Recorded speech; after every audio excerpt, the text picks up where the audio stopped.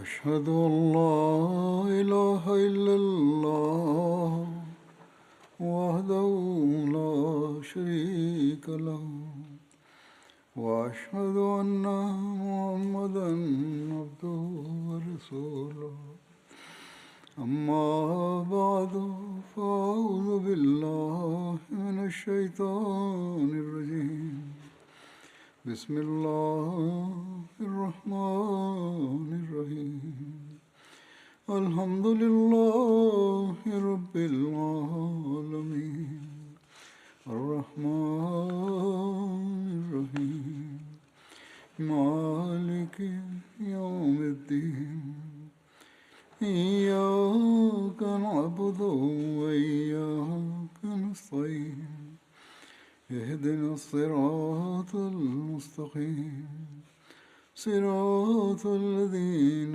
أنعمت عليهم غير المغضوب عليهم ولا الضالين এর সন্ধির স্মৃতিচারণের আরও বিস্তারিত দিক তুলে ধরব। সিরাত খাতামান নবীন হযরত মির্জা বশির আহমদ সাহেব ঘটনা উল্লেখ করে লিখেছেন যে চুক্তিতে অনেক সময় ত্রুটি বিচ্যুতি বা খুঁত বা দুর্বলতা থেকে যায়, যা পরবর্তীতে অনেক গুরুত্বপূর্ণ ফলাফল বয়ে আনে। হুদায়বিয়ার সন্ধিতেও এমন দুর্বলতা থেকে যায়। এই সন্ধিতে পুরুষদের ফেরত পাঠানোর ব্যাপারে স্পষ্ট উল্লেখ ছিল, কিন্তু এমন নারীদের কোনো উল্লেখ ছিল না। মক্কাবাসীদের মধ্য থেকে যারা ইসলাম গ্রহণ করে মুসলমানদের সাথে এসে যোগ দেওয়ার কথা, কিন্তু অচিরেই এমন অবস্থা সামনে আসতে থাকে যাতে কাফেরদের সামনে এই খুঁত বা দুর্বলতা স্পষ্টভাবে ধরা দেয়। স্বল্প সময় অতিবাহিত হতেই মক্কার কিছু মুসলমান নারী কাফেরদের হাত থেকে নিষ্কৃতি পেয়ে মদিনায় এসে যোগ দেয়। তাদের মাঝে সর্বপ্রথম মক্কার প্রয়াত মুশরিক নেতা উকবা বিন আবি মুআইদের কন্যা উম্মে কুলসুম ছিল, যে মায়ের দিক থেকে হযরত ওসমান বিন আফফানের বোনও ছিল। উম্মে কুলসুম পরম সাহসিকতা প্রদর্শন করে পায়ে হেঁটে মদিনা পৌঁছেন। পুরো সফর পদব্রজে অতিক্রম করেন। মহানবীর সকাশে এসে ইসলাম গ্রহণের কথা বলেন, কিন্তু তার দুজন নিকটাত্মীয় তার পিছনে তাকে পাকড়াও করার জন্য বের হয় এবং তাকে ফেরত দেওয়ার দাবি তুলে। তাদের দাবি ছিল, চুক্তিতে যদিও পুরুষ শব্দই ব্যবহার হয়েছে, কিন্তু সত্যিকার অর্থে একটি সার্বজনীন চুক্তি ছিল। নরনারী উভয়ের ক্ষেত্রে এটি সমানভাবে প্রযোজ্য। কিন্তু উম্মে কুলসুম চুক্তির বাহ্যিক শব্দ ছাড়াও নারীদের জন্য বিশেষ ব্যতিক্রম যা হতে পারে তার দাবি ছিল, অর্থাৎ নারী সমাজের একটা দুর্বল শ্রেণী হয়ে থাকে। এমনিতে পুরুষের বিপরীতে অধীনস্থ হয়ে থাকে তারা। তাই এক নারীকে ফেরত পাঠানো আধ্যাত্মিক মৃত্যুর মুখে ঠেলে দেয়া এবং ইসলাম থেকে বঞ্চিত করার নামান্তর। তবে নারীকে এই চুক্তি থেকে ব্যতিক্রম মনে করা শুধু চুক্তির নিরিখেই নয়, বরং যৌক্তিকভাবেও এটি যুক্তিযুক্ত এবং জরুরি এবং ন্যায়সম্মত ছিল। তাই সহজাতভাবে ইনসাফের দৃষ্টিকোণ থেকে মহানবী সাল্লাল্লাহু আলাইহি ওয়াসাল্লাম উম্মে কুলসুমের পক্ষে রায় প্রদান করেন এবং তার আত্মীয় স্বজনকে ফেরত পাঠান। আল্লাহ তাআলাও হুজুর সাল্লাল্লাহু আলাইহি ওয়াসাল্লামের এই সিদ্ধান্ত সমর্থন করেন। সেই দিনগুলোতেই কোরআনের এই আয়াত অবতীর্ণ হয় যে, যখন কোনো নারী মুসলমান হওয়ার দাবি নিয়ে মদিনায় আসে, তোমরা ভালোভাবে তাকে পরীক্ষা করে নাও। যদি সে পুণ্যবতী এবং নিষ্ঠাবতী হয়, তাহলে এমন নারীকে কাফেরদের কাছে কোনো মূল্যে ফেরত পাঠাবে না। কিন্তু সে নারী যদি বিবাহিত হয়ে থাকে, তাহলে তার মুশরিক স্বামীকে তার মোহরানা আদায় করে দাও। এরপর যখনই মক্কা থেকে কোনো নারী মদিনায় পৌঁছত, তাকে ভালোভাবে পরীক্ষা করা হতো, তার নিষ্ঠা এবং আন্তরিকতা ভালোভাবে যাচাই করা হতো। যাদের ভেতর সদিচ্ছা দেখা যেত এবং নিষ্ঠাবতী প্রমাণিত হতো, আর তাদের হিজরতের পেছনে জাগতিক কোনো স্বার্থ থাকতো না, তাদেরকে মদিনায় রেখে দেয়া হতো। আর বিবাহিতা হলে তাদের হক মেহের বা মোহরানা তাদের স্বামীদের প্রদান করা হতো। এরপর বিয়ে করার বিষয়ে তারা স্বাধীন হতো। চুক্তির শর্তাবলী সংক্রান্ত একটি ঘটনার উল্লেখ পাওয়া যায় যা হজরত আবু বসিরের সাথে সম্পর্ক রাখে। এর বিস্তারিত বিবরণ রয়েছে। হুদাইবিয়ার চুক্তির শর্তাবলীর একটি হলো, কুরাইশের কোনো ব্যক্তি যদি মুসলমান হয়ে মদিনায় আসে, মদিনাবাসী তাকে আশ্রয় দেবে না, বরং ফেরত পাঠাবে। কিন্তু যদি কোনো মুসলমান ইসলাম ছেড়ে দিয়ে মক্কা যেতে চায়, তাহলে মক্কাবাসীরা তাকে ফেরত পাঠাবে না। বাহ্যত এই শর্ত মুসলমানদের জন্য অসম্মানজনক, অবমাননাকর ছিল। আর এই কারণে কিছু মুসলমান মনমরাও ছিলেন। এমনকি হযরত ওমরের মতো অসাধারণ বুদ্ধিমান বিচক্ষণ সাহাবীও এই চরম উত্তেজনাকর পরিবেশে, অর্থাৎ এমন পরিবেশ, অর্থাৎ এই সিদ্ধান্তের কারণে যেখানে সবাই অন্তর্দাহ অনুভব করছিল আর ভাবছিল যে আমাদের অধিকার পদদলিত হচ্ছে, এই কারণে এক ধরনের চরম অস্বস্তি দেখা দেয়। কিন্তু এরপর স্বল্পতম সময় এমন পরিস্থিতি দেখা দেয় যার কল্যাণে এই কথা প্রমাণিত হয় যে সত্যিকার অর্থে এই শর্ত, এই চুক্তি কুরাইশের দুর্বলতা এবং মুসলমানদের দৃঢ়তার কারণ। কেননা মহানবী সাল্লাল্লাহু আলাইহি ওয়াসাল্লাম প্রারম্ভেই বলেছিলেন, যদি কোনো মুসলমান মদিনা থেকে চলে যায় তাহলে সে এক নোংরা অঙ্গ হবে শরীরের, বা পচা অঙ্গ হবে। বা এমন মানুষ যাদের হৃদয়ে বক্রতা থাকে তারাই ইসলাম পরিত্যাগ করতে পারে বা মুরতাদ হতে। এমন লোক চলে গেলে যাক, তাদের মদিনায় ফিরিয়ে আনার প্রয়োজন কি? এই কারণে পূর্বেই বলেছিলেন তিনি যে ঠিক আছে, এই শর্তে আমাদের কোনো আপত্তি নেই, কারণ এমন মানুষ একটা নোংরা অঙ্গতুল্য, যা কর্তৃত্ব হওয়া আবশ্যক। কিন্তু এর বিপরীতে কোনো ব্যক্তি সত্যিকার মুসলমান হয়ে বা ইসলাম গ্রহণ করে যদি মদিনায় আসে, সে মদিনায় জায়গা পাক বা না পাক, যেখানেই থাকুক, ইসলামের দৃঢ়তা বয়ে আনবে। অবশেষে আল্লাহ তার জন্য কোনো রাস্তা বের করবেনই। এই দৃষ্টিভঙ্গি স্বল্পতম সময়ে সত্য প্রমাণিত হয়েছে। কেননা মহানবী সাল্লাল্লাহু আলাইহি ওয়াসাল্লাম মদিনায় আসার পর তখনও বেশি সময় কাটেনি। স্বল্পতম সময়ের ভিতর আবু বসির সাকফি নামে এক ব্যক্তি, যিনি মক্কাবাসী ছিলেন আর বনু জোহরা গোত্রের মিত্র ছিলেন, তিনি ইসলাম গ্রহণ করে মক্কাবাসীদের পক্ষ থেকে চাপানো বন্দিদশা থেকে বেরিয়ে মদিনায় আসেন। কুরাইশ তার পিছু ধাওয়া করার জন্য দুই ব্যক্তিকে পাঠায় এবং মদিনায় এসে মহানবীকে বলে যে আবু বসিরকে চুক্তির শর্ত অনুসারে তাদের হাতে তুলে দেওয়া হোক। হুজুর সাল্লাল্লাহু আলাইহি ওয়াসাল্লাম আবু বসিরকে ডেকে ফিরে যাওয়ার নির্দেশ দেন।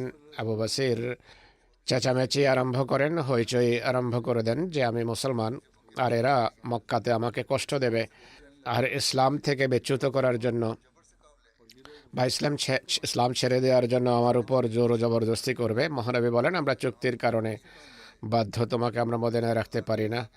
যদি আল্লাহর সন্তুষ্টির জন্য তুমি ধৈর্য ধরো, তাহলে আল্লাহ তাআলা অবশ্যই তোমার জন্য কোনো পথ বের করবেন। কিন্তু আমরা যে নিরুপায়, কোনোভাবে আমরা চুক্তির ব্যত্যয় করতে পারি না, অন্যথা করা সম্ভব নয় আমাদের জন্য। কতটা যত্নবান ছিলেন মহানবী চুক্তির শর্ত মানার ক্ষেত্রে। উপায়ান্তর না দেখে আবু বসির তাদের সাথে যাত্রা করেন। কিন্তু যেহেতু তিনি একান্ত ভীতত্রস্ত ছিলেন যে মক্কায় যাওয়ার পর তার উপর বিভিন্ন প্রকার অত্যাচার করা হবে, ইসলামের মতো নেয়ামতকে গোপন করতে হবে, বরং হতে পারে অত্যাচার, নিষ্পেষণ, নির্যাতনের কারণে হয়তো এই নেয়ামত হারিয়েও বসতে হতে পারে। এই পার্টি যখন জিল হুলাইফা পৌঁছে, যা মদিনা থেকে কয়েক মাইল দূরে মক্কার রাস্তায় অবস্থিত, আবু বসির সুযোগ পেয়ে সাথীদের একজনকে, যে এই দলের নেতা ছিল, তাকে হত্যা করেন। দ্বিতীয় ব্যক্তিকেও লক্ষ্যে পরিণত করার দ্বার প্রান্তে ছিলেন, কিন্তু সে কোনোভাবে আত্মরক্ষা করে পালিয়ে মদিনায় পৌঁছে। তার পেছনে আবু বসিরও মদিনা পৌঁছে যান। সে যখন মদিনায় পৌঁছে, মহানবী সাল্লাল্লাহু আলাইহি ওয়াসাল্লাম তখন মসজিদেই ছিলেন। তার ভীতত্রস্ত অবস্থা দেখে মহানবী সাল্লাল্লাহু আলাইহি ওয়াসাল্লাম বলেন যে তাকে ভয়াবহ বা মারাত্মক ভয়ের মুখে ঠেলে দেওয়া হয়েছে হয়তো। একই সাথে সে ব্যক্তি নিজেও কম্পিত কণ্ঠে কম্পিত বদনে বলে যে আমার সাথীকে হত্যা করা হয়েছে, আমিও যেন মৃত্যুর মুখে রয়েছি। মহানবী তার কাছে পুরো ঘটনা শোনেন এবং আশ্বস্ত করেন। ততক্ষণে হযরত আবু বসিরও হাতে তরবারি নিয়ে সেখানে উপস্থিত হন। এসেই মহানবীকে বলেন যে, হে আল্লাহ রসুল সাল্লাল্লাহু আলাইহি সাল্লাম, আপনি আমাকে কুরাইশদের হাতে তুলে দিয়েছিলেন, আপনার দায়িত্বের সেখানেই অবসান। কিন্তু খোদা তাআলা আমাকে অত্যাচারী জাতির হাত থেকে রক্ষা করেছেন, আমার জন্য আপনার উপর এখন আর কোনো দায়িত্ব বর্তাবে না। তিনি অবলীলায় উদাত্ত কণ্ঠে বলেন যে, ওয়াইলুল লিউম্মিহি মৌসিরু হারবিন লাউ কানা লাহু আহাদ। এর অনুবাদ হলো এর সর্বনাশ হোক। আরবিতে এই ধরনের পরিভাষা ব্যবহার হয় তিরস্কার করার জন্য বা বিস্ময় বা রাগ এবং উষ্মা প্রকাশের জন্য এই শব্দ ব্যবহার হয়। মহানবী বলে, এ তো যুদ্ধাগ্নিতে ঘৃত ঢালছে, সে যুদ্ধের ইন্ধন সরবরাহ করছে, একে কেউ বোঝাক। আবু বসির এই কথা শুনে বুঝতে পেরেছেন যে মহানবী অবশ্যই তাকে চুক্তির কারণে ফিরে যাওয়ার নির্দেশ দেবেন। এই সংক্রান্ত বুখারীর শব্দ হলো, ফালাম্মা সামিআ যালিকা আরাফা আন্নাহু ফায়ারুদ্দুহু ইলাইহিম। যখন আবু বসির মহানবী সাল্লাল্লাহু আলাইহি সাল্লামের এই বাক্য শুনলেন, তিনি নিশ্চিত হয়ে যান যে তাকে অবশ্যই মক্কাবাসীদের কাছে ফেরত পাঠানো হবে। তিনি নীরবে সেখান থেকে বেরিয়ে যান আর মক্কা যাননি, কেননা তিনি দেখছিলেন যে মক্কায় তার আধ্যাত্মিক এবং দৈহিক উভয় মৃত্যু অবধারিত। তিনি লোহিত সাগরের তীর ধরে সিফুল বাহার নামক স্থানে পৌঁছে যান। মক্কার অন্যান্য দুর্বল মুসলমানেরা যখন জানতে পারেন যে আবু বসির একটা পৃথক কেন্দ্র গড়ে তুলেছেন, তারাও ধীরে ধীরে মক্কা থেকে বেরিয়ে সিফুল বাহারে পৌঁছেন। তাদের মাঝে মক্কার নেতা সোহেল বিন আমরের পুত্র আবু জান্দালও ছিলেন। হুজুর সাল্লাল্লাহু আলাইহি ওয়াসাল্লাম তাকে হুদায়বিয়া থেকে ফেরত পাঠিয়েছিলেন, এর কথা গত খুতবায় উল্লেখ করা হয়েছে। এদের সংখ্যা ধীরে ধীরে 70-এর কাছাকাছি, কোনো কোনো রওয়ায়াত অনুসারে 300 পর্যন্ত পৌঁছে যায়। এভাবে যেন মদিনার পাশাপাশি একটা দ্বিতীয় ইসলামী রাষ্ট্র গঠিত হয়, যারা ধর্মের দৃষ্টিকোণ থেকে মহানবীর অধীনস্থ ছিল কিন্তু রাজনৈতিক দিক থেকে ছিল স্বাধীন। একদিকে হেজাজের সীমানায় একটি পৃথক এবং স্বাধীন রাজনৈতিক ব্যবস্থাপনার বিদ্যমানতা কুরাইশের জন্য হুমকির কারণ ছিল, অন্যদিকে সিফুল বাহরের হিজরতকারীরা মক্কার কুরাইশদের হাতে ছিল মারাত্মকভাবে ক্ষতবিক্ষত। তাই বেশি সময় কাটেনি এসব মুহাজির বাহর এবং মক্কার কুরাইশদের সাথে পারস্পরিক সম্পর্কের পরিবেশ তাই রূপ ধারণ করে, যা প্রথম দিকে মদিনার মুহাজিরদের সাথে কুরাইশের মাঝে ছিল। যেহেতু সিফুল বাহর সেই পথের খুবই নিকটবর্তী ছিল যা মদিনা থেকে সিরিয়া যেত, তাই কুরাইশ কাফেলার সাথে এসব মুহাজিরের প্রায় সংঘর্ষ হতো। এই যুদ্ধ খুবই স্বল্পতম সময় কুরাইশের জন্য ভয়াবহ রূপ পরিগ্রহ করে। কুরাইশ পূর্বের যুদ্ধের কারণে দুর্বল হয়ে গিয়েছিল, অপরদিকে সংখ্যায়ও পূর্বের তুলনায় তারা দুর্বল ছিল। অপরদিকে সিফুল বাহরে গঠিত নতুন ইসলামিক রাষ্ট্রে আবু বসির এবং আবু জান্দালের মতো জীবন বাজি রাখার চেতনায় উদ্বুদ্ধ অতীতের জুলুম এবং নির্যাতনের তিক্ত স্মৃতি সেই বৈদ্যুতিক শক্তিতে শক্তিমান ছিল, যা সকল শত্রুকে পরাজিত করার ক্ষমতা রাখত।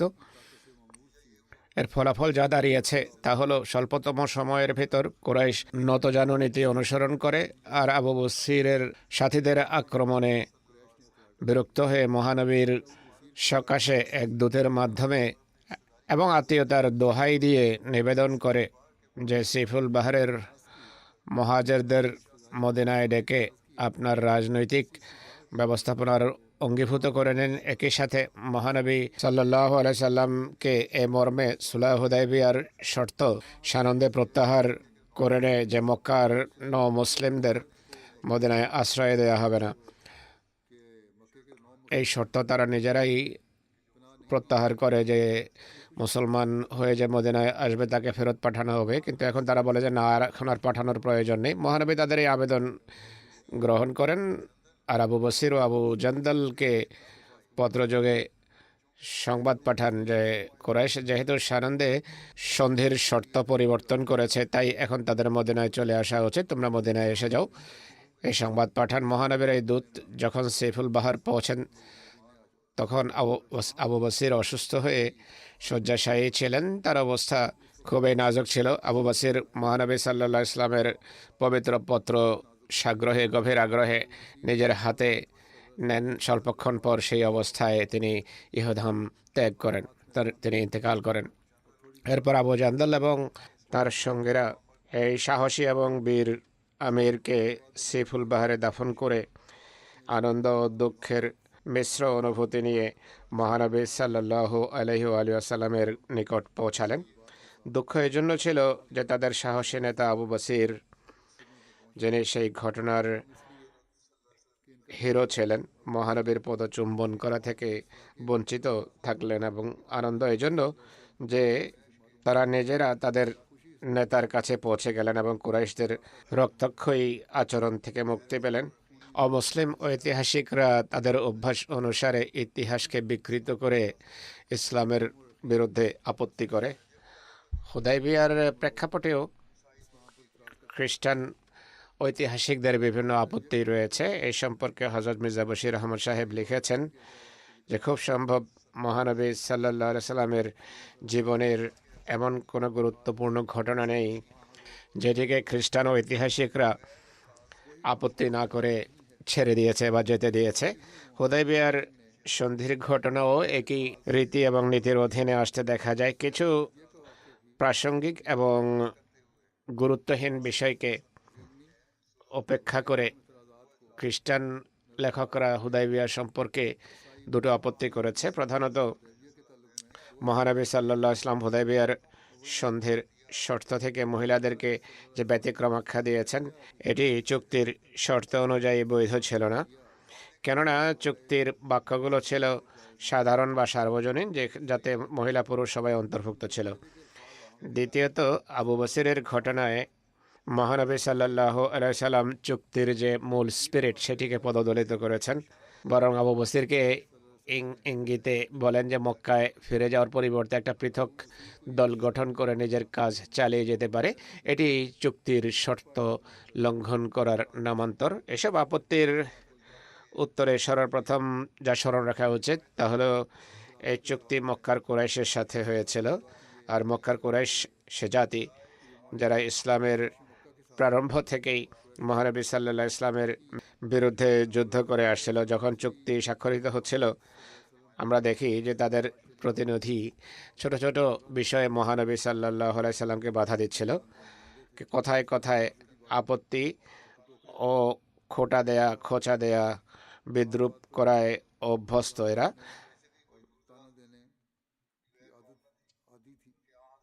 এমনিতেও মক্কাবাসী কোনো দূরের লোক ছিল না, মহানবীর নিজস্ব জাতি ছিল, যারা নিজেরা সবকিছু জানতো। মহানবীর জাতিই ছিল তারা, সবকিছু তাদের জানা ছিল। সবকিছু বিস্তারিত আলোচনা এবং বিশ্লেষণ করার পর তারা চুক্তি করেছিল। তাই এই কথা বলা যায় নরনারী উভয়ই এই চুক্তিভুক্ত ছিল। এটি আরবরা ভালো জানতো, কুরাইশ ভালো জানতো। যাই হোক, তিনি বলেন যে চুক্তির সব শর্ত আর এর পুরো প্রেক্ষাপট বা পটভূমি তাদের সামনেই ছিল। মক্কার কুরাইশ যারা চুক্তির এক পক্ষ ছিল, তারা মহানবীর এই কর্মের উপর কোনো আপত্তি করেনি আর চুক্তি বিরোধী বলে এটিকে মনে করেনি।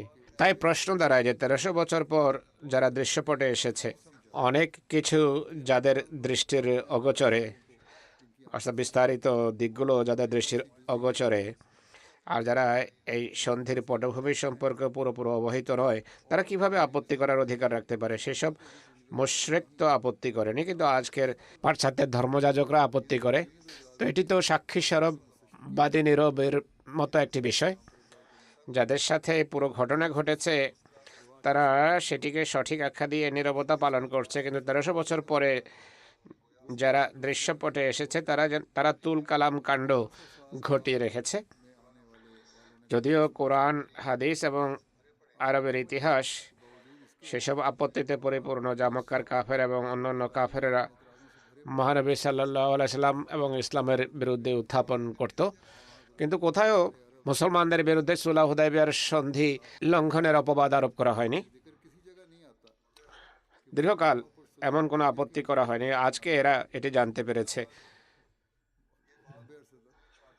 এছাড়াও এই বিষয়টি সুদৃঢ় সাক্ষ্যের ভিত্তিতে প্রমাণিত যে হুদাইবিয়ার সন্ধির পর মহানবী সাল্লাল্লাহু আলাইহি ওয়াসাল্লাম যখন রোমের বাদশার কাছে তবলিগি পত্র প্রেরণ করেন আর সে সময় ঘটনাক্রমে মক্কার নেতা আবু সুফিয়ানও সিরিয়ায় ছিল। হেরাক্লিয়াস তাকে তার দরবারে ডেকে মহানবী সাল্লাল্লাহু আলাইহি ওয়াসাল্লাম সম্পর্কে কিছু প্রশ্ন করেছিল, যার মাঝে একটি প্রশ্ন ছিল, তোমাদের জাতিভুক্ত নবুয়তের এই দাবিদার কি কখনো কোনো চুক্তি ভঙ্গ করেছিল? এই প্রশ্নের উত্তরে আবু সুফিয়ান, যে সেই সময় অমান্যকারীদের নেতা ছিল এবং ইসলামের কঠিন শত্রু ছিল, সে যা বলেছিল তা হলো, না, মুহাম্মদ সাল্লাল্লাহু আলাইহি ওয়াসাল্লাম কখনো কোনো চুক্তি ভঙ্গ করেননি। অবশ্য সম্প্রতি তার সাথে আমাদের এক চুক্তি হয়েছে। আমি এটা বলতে পারি না যে চুক্তির শেষ অবধি তার পক্ষ থেকে কি রীতি এবং নীতি প্রকাশ পাবে। আবু সুফিয়ান বলেন, এতটুকু বলা ছাড়া আমার জন্য মহানবীর বিরুদ্ধে হেরাকেলের দরবারে বা হেরাকেলের হৃদয়ে কোনো সন্দেহ সৃষ্টি করার আর কোনো সুযোগ ছিল না। আবু সুফিয়ান এবং হেরাকেলের এই সংলাপ হুদাইবিয়ার সন্ধির অব্যবহিত পর হয়নি, বরং মহানবী সাল্লাল্লাহু আলাইহি ওয়াসাল্লামের পক্ষ থেকে হেরাক্লিয়াসের নিকট তবলিগি পত্র প্রস্তুত করে পাঠানো, তারপর সেই চিঠি হেরাক্লিয়াসের কাছে পৌঁছায়। এরপর হেরাক্লিয়াসের পক্ষ থেকে দরবার ডাকা আর আবু সুফিয়ানকে খুঁজে সেই সমাবেশে ডেকে আনাতে অবশ্যই সময় লেগে থাকবে, আর সেই যুগে যোগাযোগ তত সহজ ছিল না। ধারণা করা যায় যে সে সময় পর্যন্ত আবু বসিরের মদিনায় পালিয়ে আসা এবং উম্মে কুলসুম প্রমুখ মুসলমান নারীদের মক্কা থেকে বেরিয়ে মদিনায় চলে আসার ঘটনা অবশ্যই ঘটে গিয়ে থাকবে। এই কারণে সব ঐতিহাসিক আবু বসির ও উম্মে কুলসুমের ঘটনা প্রথমে, আর রোমের সম্রাটের চিঠির ঘটনা এরপর ঘটেছে বলে উল্লেখ করেছেন। কিন্তু তা সত্ত্বেও আবু সুফিয়ান হেরাক্লিয়াসের দরবারে মহানবী সাল্লাল্লাহু আলাইহি ওয়াসাল্লামের বিরুদ্ধে অঙ্গীকার ভঙ্গ করার কোনো অপবাদ আরোপ করতে পারেনি, অথচ তার শব্দ থেকে বোঝা যায় যে তার বাসনা ছিল যদি কিছু পাওয়া যায় তাহলে অবশ্যই তাকে দুর্নাম করতে কোনো ত্রুটি করব না। কিন্তু 1300 বছর পর যারা এসেছে, এমন সমালোচকরা মহানবীর বিরুদ্ধে চুক্তি ভঙ্গ করার অভিযোগ উত্থাপন করে, এরা আল্লাহ তাআলাকে ভয় করে না। পরিতাপ, হায় পরিতাপ। এরপর যদি আপত্তিগুলোর বিস্তারিত অনুষঙ্গ নিয়ে আলাপ করেন তাহলে এগুলো যে একেবারেই বাজে তা আরও স্পষ্ট হয়ে যায়।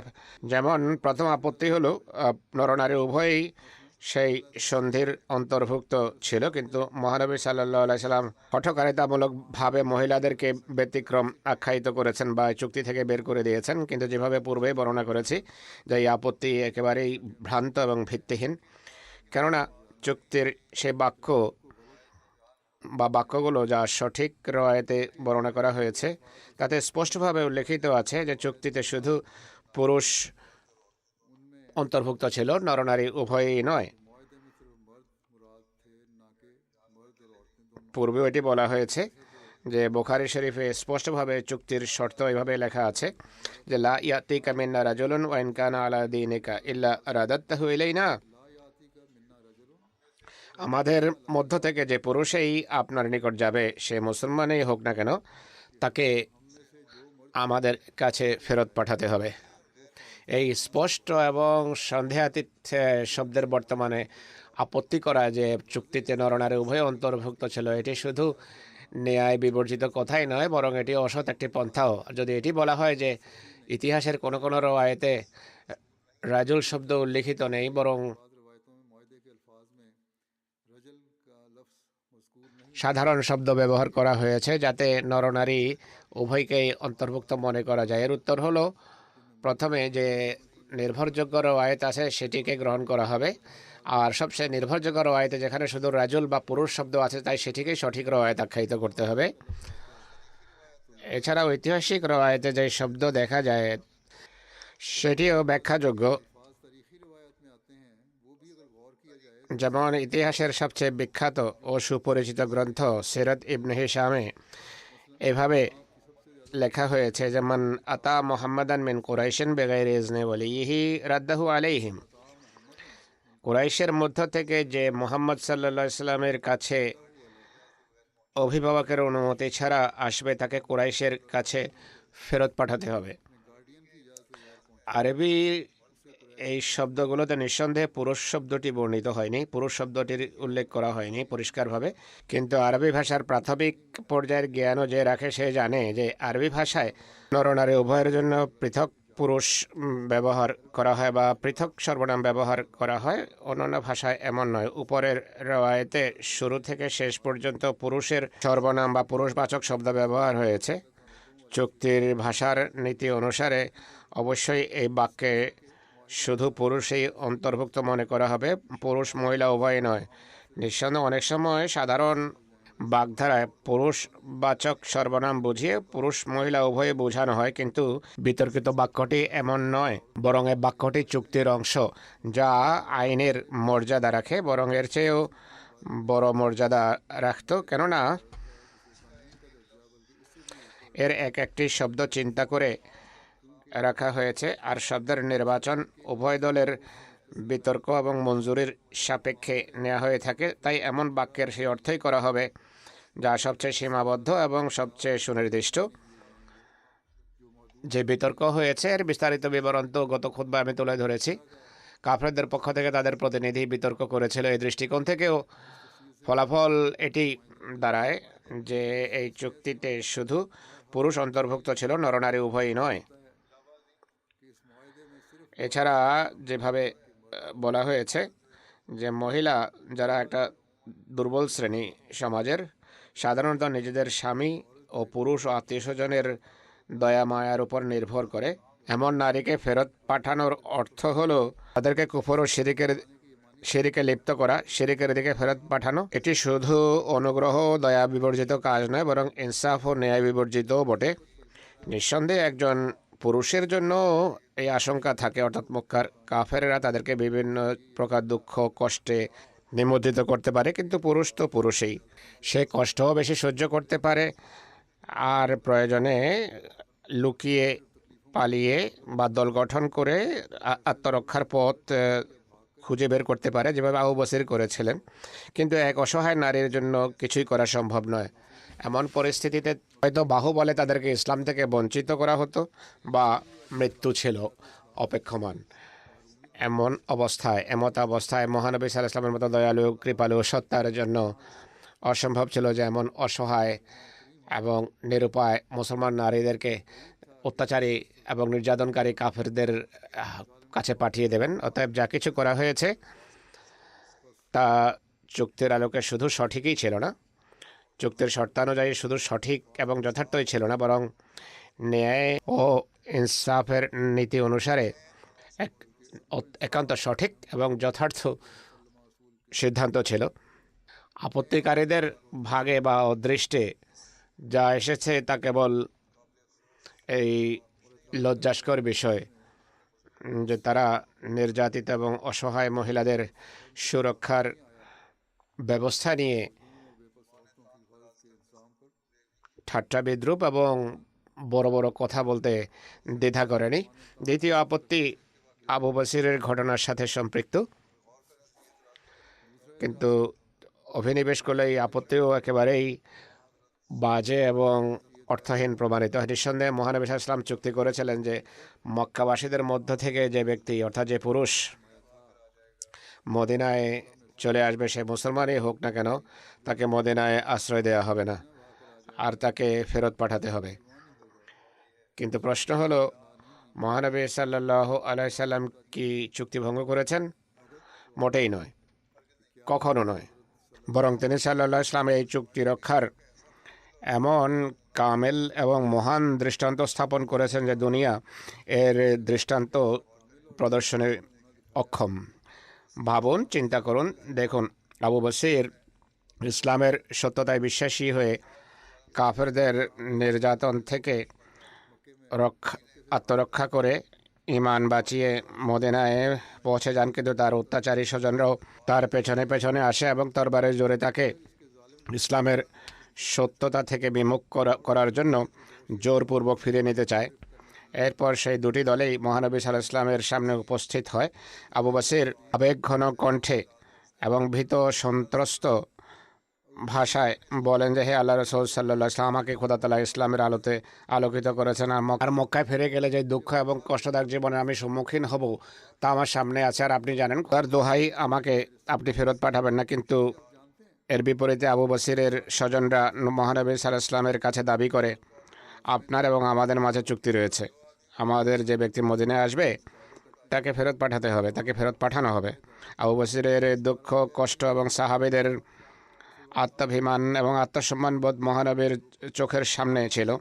আর মহানবী সাল্লাল্লাহু আলাইহি ওয়াসাল্লামের নিজের আবেগ অনুভূতি তরঙ্গের ন্যায় আছড়ে পড়ছিল, গভীর বেদনা ছিল তার হৃদয়ে। আমানত ও সততার মূর্তিমান প্রতীক মহানবী সাল্লাল্লাহু আলাইহি ওয়াসাল্লাম নিজের অঙ্গীকারে দৃঢ়ভাবে প্রতিষ্ঠিত থেকে অত্যন্ত প্রিয় ভাষায় বলেন যে হে আবু বসির, তুমি জানো আমরা এদের সাথে চুক্তি করেছি। আমাদের ধর্মে চুক্তি ভঙ্গ করা বৈধ নয়। এখানে কারো জীবন হুমকির সম্মুখীন, কিন্তু তিনি বলছেন যে আমাদের ধর্মে চুক্তি ভঙ্গ করা বৈধ নয়। হুজুর বলছেন আমরা ছোট ছোট চুক্তি অঙ্গীকার ভঙ্গ করি, ভাবা উচিত যে আমাদের ইমানের দৃষ্টিকোণ থেকে আমাদের অবস্থান কোথায়। তিনি বলেন যে তুমি এদের সাথে চলে যাও হে আবু বসির, এরপর যদি ধৈর্যের সাথে ইসলামের উপর প্রতিষ্ঠিত থাকো তাহলে আল্লাহ তাআলা তোমার জন্য এবং তোমার মতো অসহায় লোকদের জন্য নিজেই মুক্তির কোনো পথ বের করবেন। আমরা দেখেছি মুক্তির পথ আল্লাহ তাআলা উন্মোচন করে দিয়েছেন। মহানবী সাল্লাল্লাহু আলাইহি সাল্লামের এই কথা শুনে আবু বসির মক্কাবাসীদের সাথে বেরিয়ে যান। মক্কার রাস্তায় যারা তাকে বন্দী করে নিয়ে গেছিল তাদের সাথে যুদ্ধে তিনি জয়যুক্ত হয়ে আবার মদিনায় ফিরে আসলে মহানবী সাল্লাল্লাহু আলাইহি সাল্লাম তাকে দেখেই রাগত স্বরে বলেন যে ওয়াইলু উম্মিহি মুসির হারবিন লাউ কানা লাহু আহাদ, অর্থাৎ এর সর্বনাশ, এই ব্যক্তি যে যুদ্ধের অগ্নি প্রজ্বলিত করছে তাকে বোঝানোর কেউ আছে কি?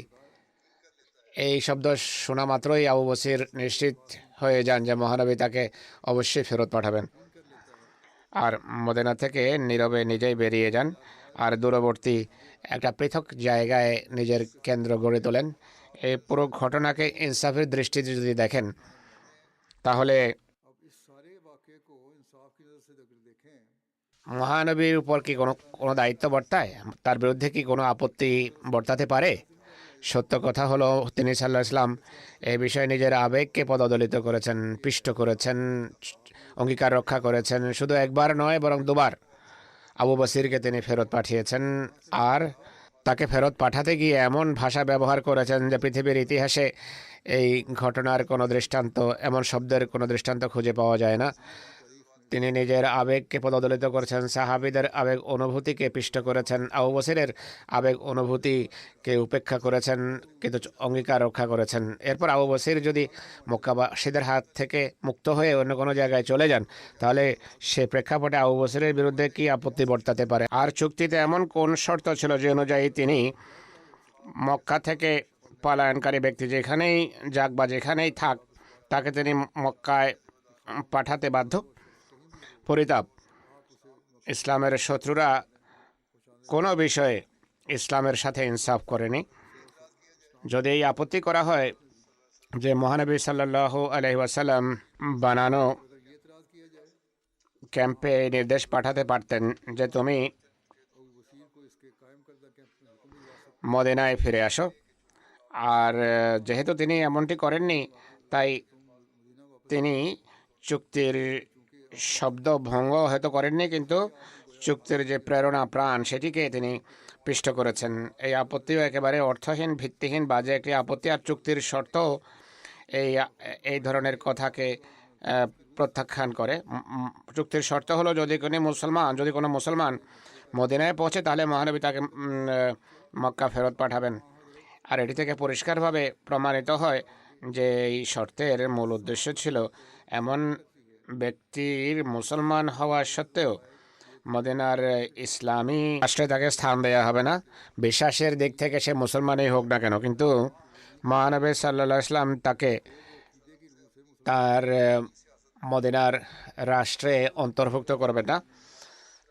যখন এমন ব্যক্তিকে চুক্তির শর্ত অনুসারে মদিনার ইসলামী রাষ্ট্র থেকে বহিষ্কার করা হয়েছিল, তার সম্পর্কে এই কথা কিভাবে বলা যেতে পারে যে সে যেখানে থাকুক না কেন মহানবী ইসলাম তাকে নির্দেশ দিয়ে ফেরত পাঠাবেন? তো এটি অনেক বড় একটি অন্যায়।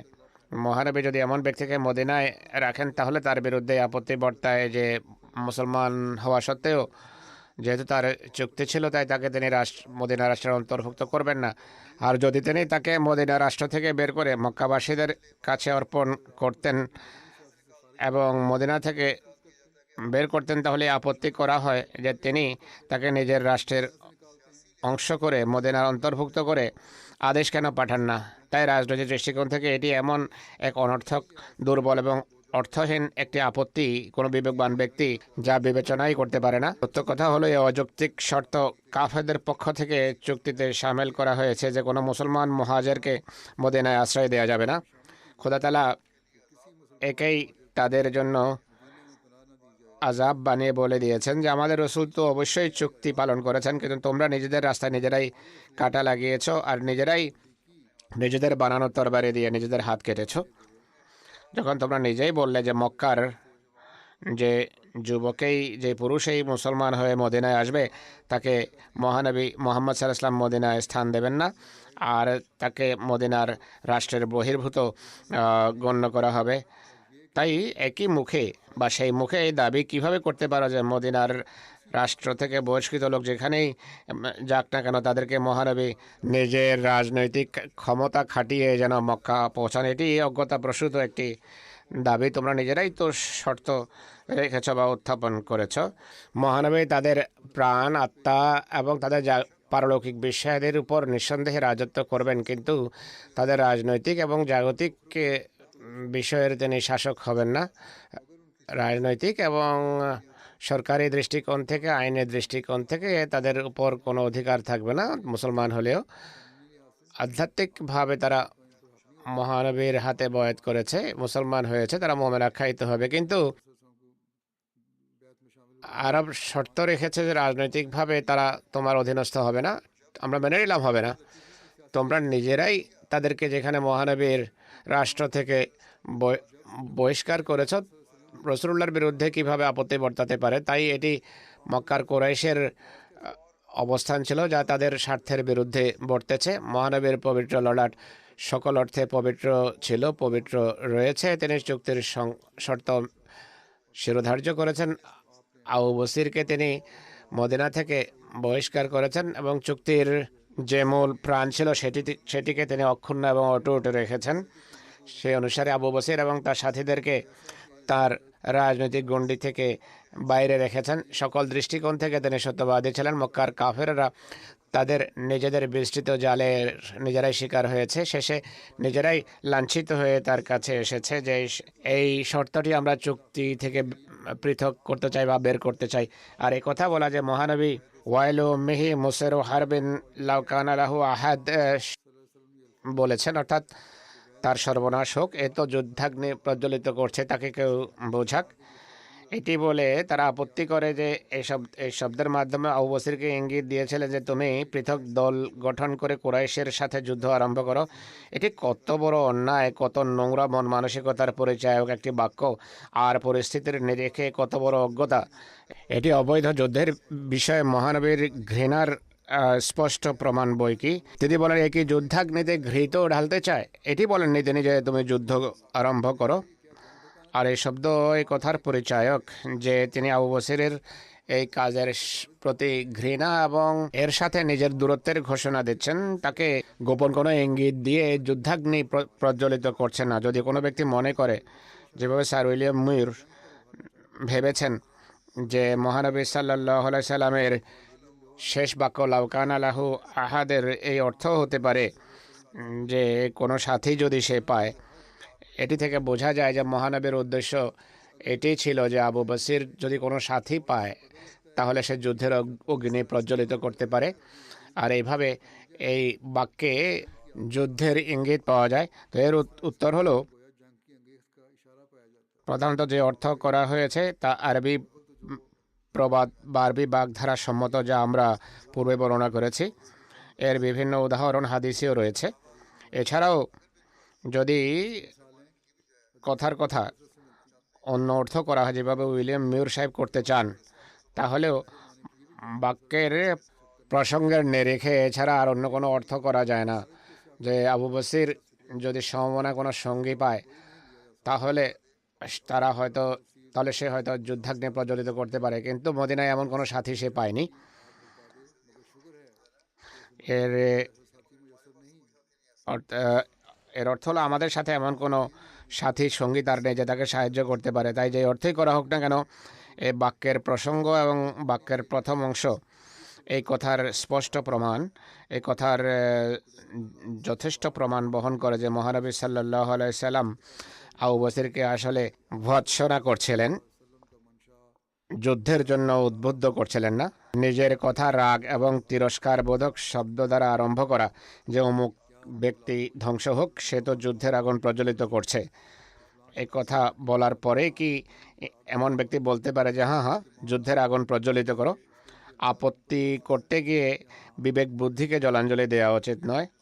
কিন্তু পাশ্চাত্যের যারা ধর্মযাজক, তারা শিক্ষিত হওয়ার দাবি করলেও মহানবী সাল্লাল্লাহু আলাইহি ইসলামের পবিত্র সত্তার যখন প্রশ্ন আসে, ইসলামের ইতিহাসের যখন প্রশ্ন আসে, তখন তারা সম্পূর্ণভাবে বিবেক বুদ্ধি বিবর্জিত এবং কাণ্ডজ্ঞানহীন কথা বলে। সবচেয়ে বড় বিষয় হলো স্বয়ং আবু বসিরের উপর মহানবীর বাক্যের কি প্রভাব পড়েছে, আবু বসির এর কি অর্থ বুঝেছেন, এ সম্পর্কে রওয়ায়েতের শব্দ শুনুন।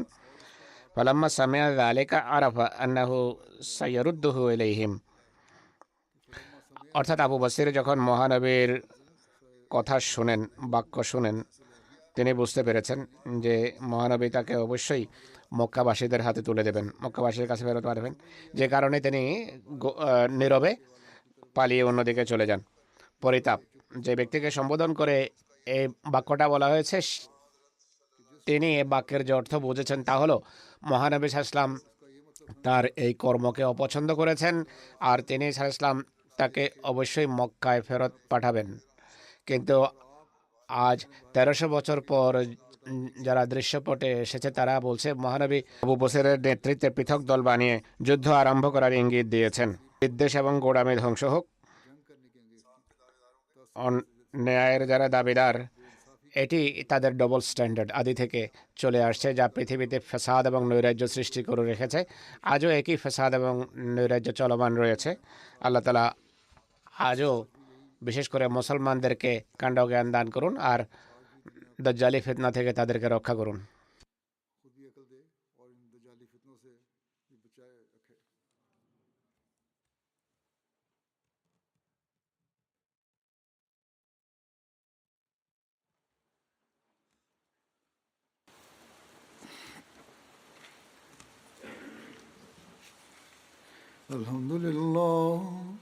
الحمد لله نحمده ونستعينه ونستغفره ونؤمن به ونتوكل عليه ونعوذ بالله من شرور أنفسنا ومن سيئات أعمالنا من يهده الله فلا مضل له ومن يضلل فلا هادي له ونشهد أن لا إله إلا الله ونشهد أن محمدا عبده ورسوله عباد الله رحمكم الله إن الله يأمر بالعدل والإحسان وإيتاء ذي القربى وينهى عن الفحشاء والمنكر والبغي يعظكم لعلكم تذكرون اذكروا الله يذكركم وادعوه يستجب لكم ولذكر الله أكبر